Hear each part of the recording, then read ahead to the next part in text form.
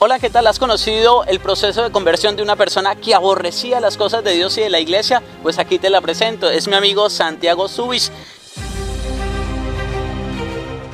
Santiago, ¿cómo has estado? Bien, muy bien, bendecido Padre. Gracias por participar en las redes sociales y darnos a conocer su proceso de conversión, pero cuéntenos, para entrar en detalle, ¿quién es Santiago Zubich? Oh, Cuéntale a los amigos de las redes sociales, Santiago, ¿quién es Santiago? Bueno, Santiago, si lo conociera del todo, podría definirlo exactamente, pero bueno, Santiago básicamente es un hombre que está casado por tercera vez, con 5 hijos, dos matrimonios anteriores y 3 con mi actual pareja y un hijo en camino.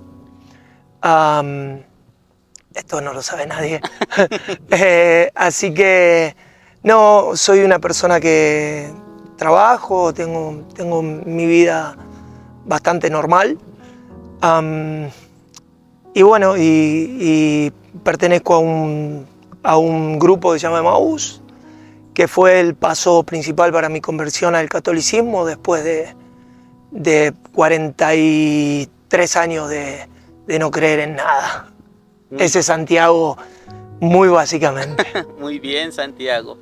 Santiago, ¿en qué momento empezó usted a alejarse de Dios? Le diría que nunca estuve cerca hasta que conocí Emmaús. Hasta que conoció a Emmaús. Sí, fue un cambio radical en mi vida, por decisión propia.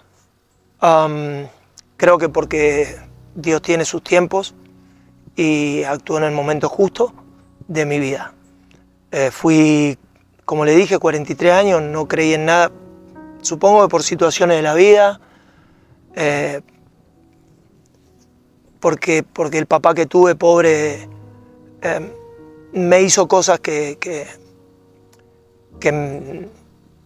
hicieron que creciera de una manera muy lejos de Dios, sin conocerlo prácticamente. De hecho, en mi casa no se hablaba de religión, no se practicaba ninguna religión.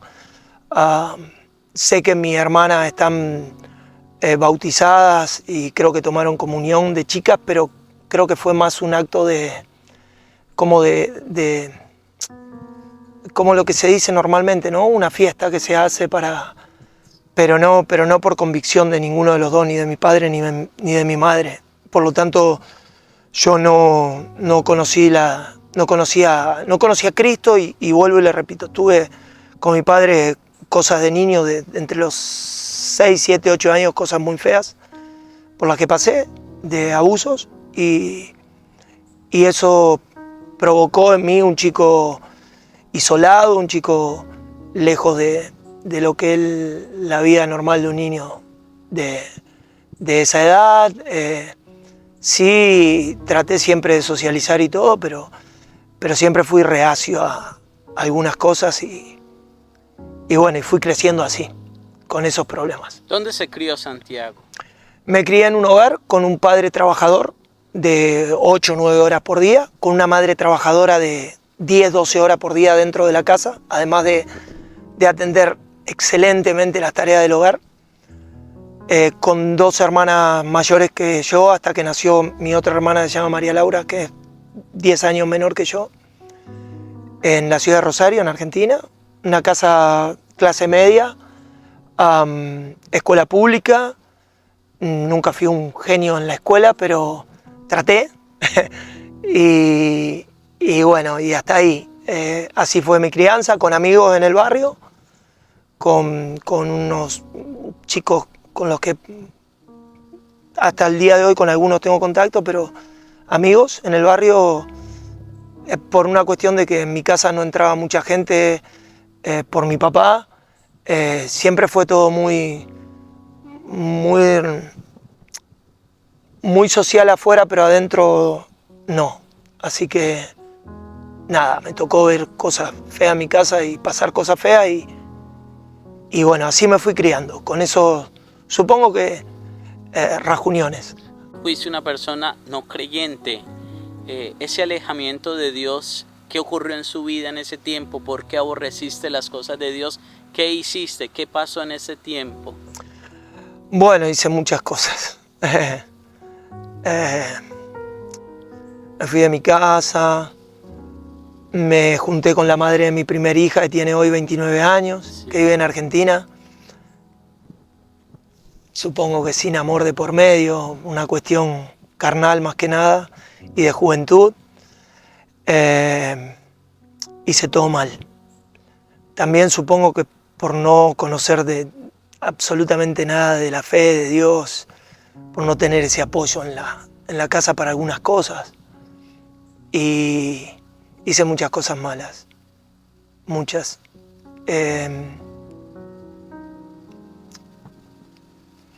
Nada, desde maltratar a una mujer hasta maltratar a mis hijos, porque por ende una cosa lleva a la otra. No físicamente, pero verbalmente, o quizás hacer daños con lo que uno dice es suficiente, o más que suficiente.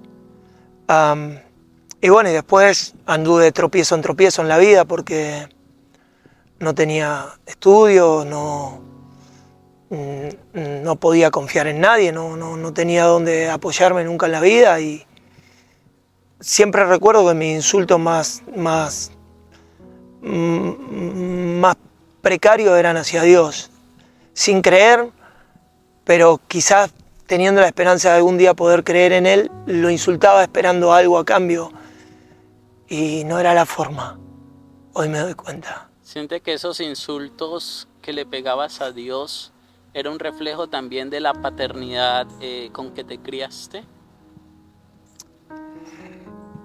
Sí, el anhelo de tener una familia creo que siempre fue una meta en mi vida, porque mi familia fue una familia funcional y disfuncional al mismo tiempo, la de mi mamá y mi papá. Un hombre muy celoso, hasta celoso de mí con mi madre, lo que provocó que pasaran cosas.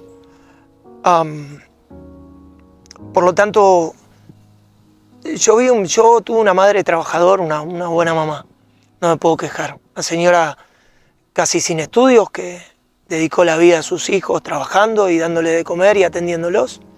Y un padre que iba a trabajar y volvía, pero con una gran enfermedad, que son los celos, que provocaba que todo fuera muy disfuncional adentro de la casa, que mi vieja viviera con miedos y nosotros, yo por lo menos también. Y fui creciendo, creo que con la perspectiva de tener una familia, por eso me puse de novio tan rápido siempre, por eso siempre hice las cosas tan apurado. Supongo que mi meta era conformar un hogar, y hoy me doy cuenta que siempre traté de construirlo sobre arena y no sobre piedra firme, tierra firme. Entonces, ese anhelo que tenía fue provocando caídas y caídas y caídas y caídas y caídas y errores y más errores. Y los insultos hacia Dios supongo que eran la descarga de lo que no podía pasar. Y como no creía o decía no creer, me parecía que insultarlo o faltarle el respeto no era nada, no tenía la magnitud ni siquiera la displicencia de preguntarle a alguien. No hice las cosas mal, muy mal. Esos insultos que expresas hacia Dios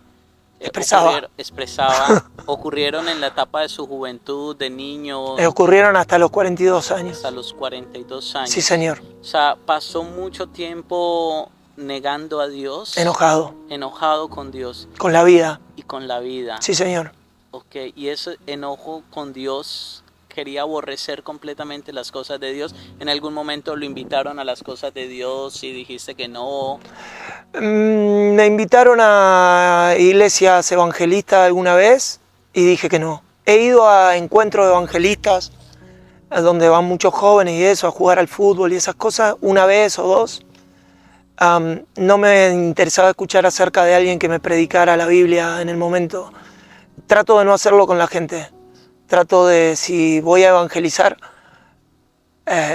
copiarlo a Jesús y rebajarme al otro, a su entendimiento, su nivel o su forma de vivir, para poder llegarle de una manera más natural.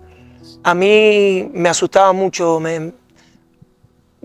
no sé si la palabra odiar corresponde, pero yo sentía que odiaba o que era una estupidez que alguien se pusiera a hablarme de la Biblia, de un versículo o de Dios directamente. No quería saber nada de Dios. Nada. Y en ese no saber de Dios, nos hablaba ahorita de que un retiro de Emaús le cambió la vida. Sí. ¿Cómo ocurrió ese retiro de Emaús? Pero antes de eso, explícale a la gente que está en redes sociales qué es eso de Emaús. Bueno, Emaús es un retiro que refiere al pasaje de la Biblia de Lucas 24, 13-35. Es fácil de acordarse porque me contaron que hay que restar 11 y sumar 11 del 24. No, pero de verdad es un pasaje donde Jesús nos presenta la Eucaristía por primera vez en la fracción del pan y revela a dos discípulos su resurrección, acompañándolos en un camino, en su tristeza, en sus penumbras, en sus pesares, con un montón de condimentos que, bueno, no vienen al caso, pero básicamente está basado en ese pasaje de la Biblia. Y yo digo que es un retiro cristocéntrico, hecho por laicos, para cualquiera, que bien tratado y bien llevado a cabo toca los corazones sin duda de todos los que pasan por él, algunos más y otros menos, y es la presentación de la Eucaristía principalmente, básicamente para mí. ¿Quién te invitó a ese retiro de Emaús, Santiago? Ese retiro lo hizo mi señora, con la que llevo casi 15 años de casado. Ella buscaba, mientras yo estaba muy mal, y la pareja por supuesto estaba muy mal, buscaba todo el tiempo una salida espiritual por algún lado. Ella es católica bautizada, pero vivimos en Miami 21 años, y buscó algunos lugares donde apoyarse. Hasta que un día me dijo que iba a hacer un retiro, y ese retiro fue Emaús para ella. A lo que yo cuando me dijo, no le dije nada. Generalmente yo decía, ay, ¿para qué la iglesia? Esa porquería, que no sé qué, que no sé cuándo. Siempre ponía algo yo. Y esa vez no le dije nada. Hizo el retiro y volvió totalmente cambiada. Fue otra mujer, para conmigo y para con ella. Y me invitó durante un año y yo no quería ir. Por lo tanto, su invitación era en vano. No, yo no quería saber nada. Le decía que después, que otro día, que no. Y en Miami hay retiro todas las semanas. Y un día me dijo, pagué un retiro de matrimonios para que vayamos, porque seguíamos un poco mal. Y fuimos al retiro de matrimonio, y en ese retiro nos tocó una mesa con un líder y colíder que conocían a Nadia, o la líder conocía a Nadia, y hicieron switch por otra gente. Y vino Alex y Marlene. Alex es hoy padrino de una de mis niñas, de Pilar, y él me invitó. Hubo una conexión. Yo creo que Dios sí o sí eligió ese momento, ese lugar y esa persona para que me llamara. Fue el 9 de diciembre del 2016, 9, 10 y 11 de diciembre de 2016, en Miami, en la parroquia Madre del Cristo. Justamente ese día hacía un año que había fallecido mi papá, a quien poco antes que muera, horas antes, pude hablar con él y perdonarlo, y eso cambió mi vida radicalmente también en perspectiva del rencor.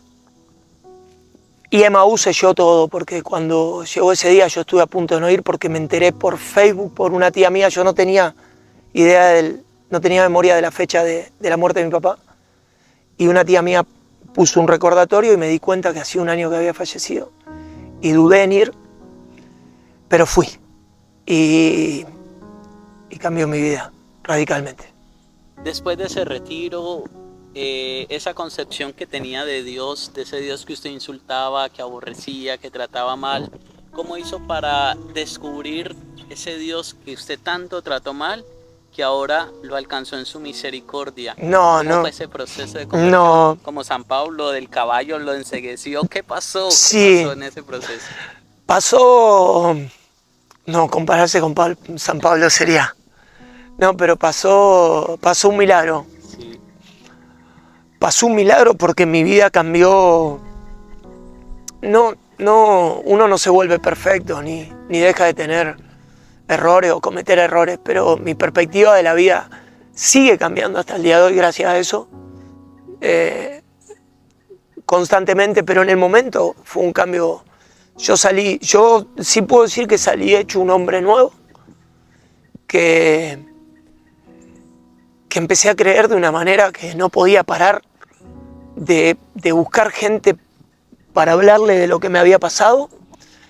A mis conocidos, mis allegados, notaron el cambio tan radical como yo y me lo decían, lo cual me hacía sentir muy orgulloso de ser un seguidor de Cristo. Me hacía sentir muy orgulloso de ser cristiano. Lo que antes a mí me parecía que podía a otras personas darle vergüenza decir, a mí hoy en ese momento me enorgullecía decir Cristo, hablar de Cristo, y bueno, hoy muchísimo más. Hoy sé que sin Él no hay nada, que es mi norte.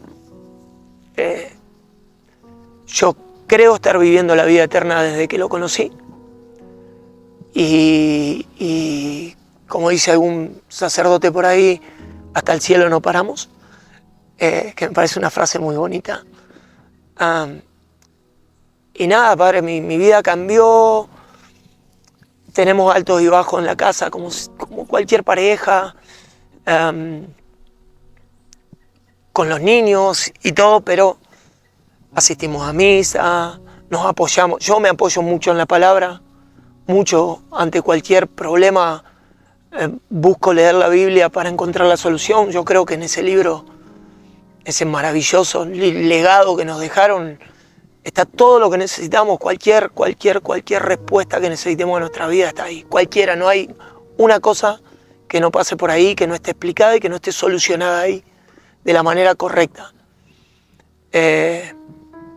Trato de llevar el Evangelio de Cristo, ese que le da la mano a un pobre sin vergüenza y sin miedos.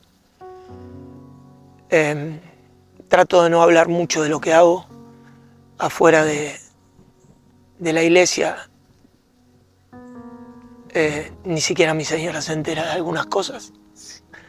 Así que creo que es la mejor forma de hacer evangelio. Trato de ayudar mucho a los que están necesitados de Cristo. Y nada, y recibir bendiciones que quizás no son las que para otros serían fundamentales. Lo que yo no tuve, creo que lo que no pudo darme mi mamá por miedo y lo que no me dio mi papá por ignorancia, trato de transportarlo a los demás de la mejor manera, ser cariñoso en lo que puedo.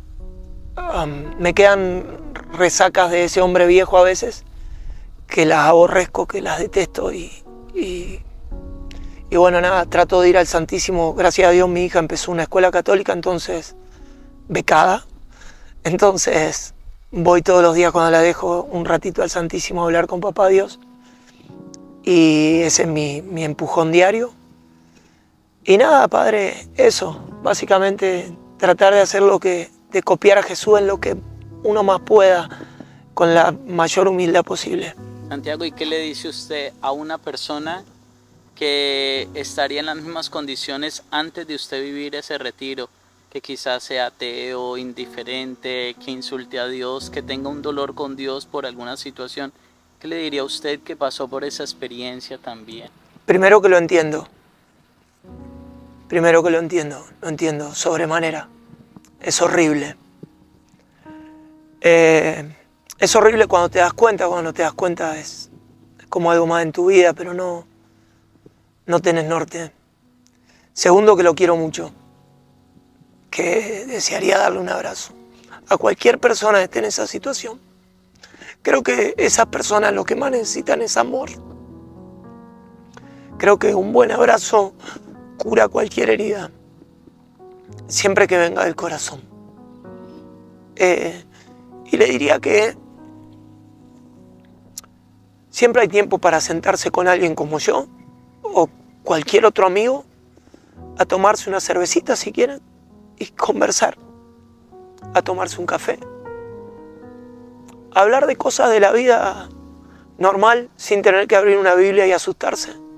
Porque ese momento llega por añadidura, llega porque Dios te lleva, porque cuando de verdad encontrás a Cristo, te lleva solo. Por lo tanto, le diría eso, que busquen a alguien que haya pasado por esa condición, si tienen ganas, y si no, que no sean malos consigo mismo, que se den la chance de encontrar algo mejor en la vida, que insultos, que odio, que rencor. Esta vida es maravillosa. El mundo está dominadísimo por el mal. Hay una legión invadiendo el mundo que Dios nos dio. Y depende de cada uno de nosotros, de los que ya creemos conocer un poquito a Cristo, seguir mejorando para poder ayudar, para poder evangelizar, y al que necesite una mano, acá hay un servidor, para lo que sea, vuelvo y repito, para sentarse a reírnos, para debatir ideas, para compartir tristeza y alegría. Eso le diría. Santiago, y después de ese proceso de conversión, ¿a cuántos retiros has servido? Actualmente, entre los de Madre de Cristo y otros que he ido y los de aquí, 16. 16 Sí. retiros servidos. Sí. ¿Cómo se ha sentido en esa nueva experiencia de pasar, de encontrarse con Jesús, ahora a servirlo y servirle a aquel que antes tú tratabas mal? ¿Cómo se siente ahora ocupar ese lugar de Jesús servidor, donde usted se baja muchas veces a lavarle los pies a quienes vienen con muchas circunstancias, ¿no? Los retiros. Yo tengo la dicha de acordarme y de ser amigo de quien fue líder de mi mesa, con el que durante la pandemia compartimos un método que se llama Éxodo. Es unas cosas que se van haciendo diarias. Entonces, siempre charlando con él habla mucho conmigo y me cuenta cosas que no le cuenta a nadie, ni a su familia, ni a su esposa, ni a sus amigos, a nadie. Y yo le digo siempre a él que él para mí es Jesús. Y que la mejor forma de que uno tiene de ayudar es ver a Jesús en el otro constantemente. Constantemente. En el que te robó el parqueo del supermercado, en tu mujer, en tu amigo, en el sacerdote, en el que comulga y no conocés y pasa por adelante tuyo, en el niño que sin querer te pateó, en el de la esquina que está tan necesitado de espiritualidad, de esa comida espiritual. Yo particularmente creo que ver a Jesús en el otro es todo lo que podés hacer para servir. Creo que imaginarse que ahí está Jesús es lo mejor que puede sacar Jesús de vos, de uno mismo.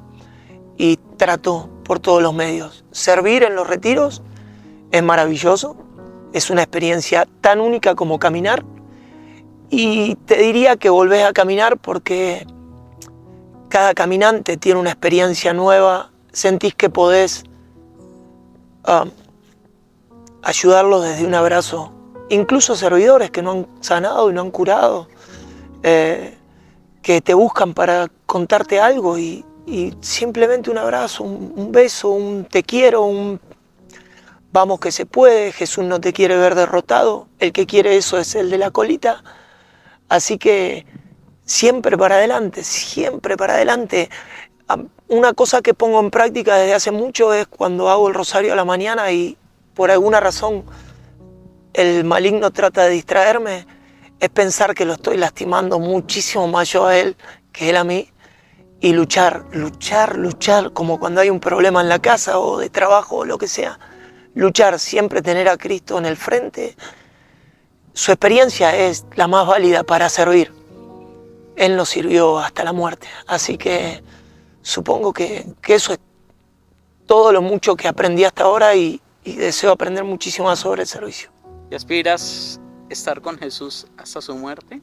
sí, yo soy de las personas que si viene un auto y me dicen te voy a matar porque creen en Jesús, en realidad la muerte la trato como algo básicamente corporal.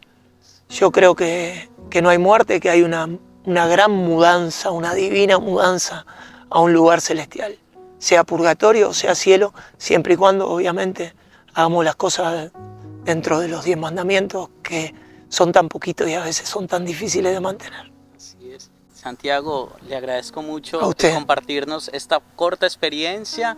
Yo los invito a todos ustedes a que escriban en la caja de comentarios cuál ha sido su mayor experiencia con Jesús, o quizás si no crees en Dios, escríbanos por qué no crees en Dios, así como hoy Santiago nos ha desvelado parte de su alma. Compártanos allí en la caja de comentarios cuál ha sido su mayor experiencia con Jesús. Y bueno, si les gustó, dale like, comparte con sus amigos para que más personas conozcan este testimonio de vida y se encuentren algún día con Jesús como lo hizo Santiago. Amén, así Invita sea. a todos a que tengan esa misma experiencia que tuviste con Jesús. Sí, bueno, nada, yo les propongo que encuentren en su vida a Dios, que encuentren a la Santísima Trinidad, que se apoyen 100% en Él cada día de su vida, que vivan un día a la vez. Les propongo que dejen lo material a un lado, que vivan una vida espiritual porque es lo más bonito que nos regaló el Señor, que bendigan a cada sacerdote que tengan cerca, porque sin ellos muchas veces no somos nada, o generalmente no somos nada. Son un gran apoyo para nosotros. Son un oído, una caricia al alma, son dignidad, son el Cristo que necesitamos para poder hablar. Así que eso, los invito, los exhorto a que se acerquen a Cristo, que es todo lo que necesitan en sus vidas. Amén. Bueno, nos vemos en una próxima. Santiago, muchas gracias, A mi usted, hermano. Dios lo bendiga. Señor me lo bendiga. Jesucristo resucitado. Ha resucitado, claro que sí. Muy bien, nos vemos hasta la próxima. Dios los guarde a todos. Chao, chao.